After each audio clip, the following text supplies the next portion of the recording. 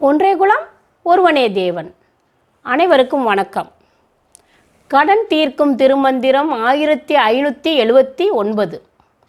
பேச்சற்ற இன்பத்து பேரானந்தத்திலே மாச்சற்ற என்னை சிவமாக்கி மாழ்வித்து காச்சற்ற சோதி கடன் மூன்றும் கைக்கொண்டு வாச்ச புகழ்மாலத்தால் தந்து மண்ணுமே.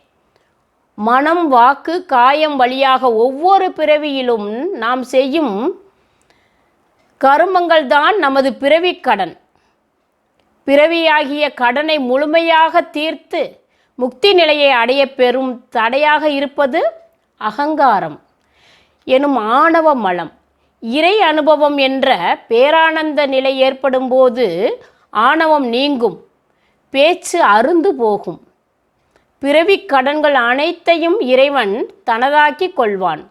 கடன்களை நீக்குவோம், நலமாய் வாழ்வோம். நன்றி, வணக்கம்.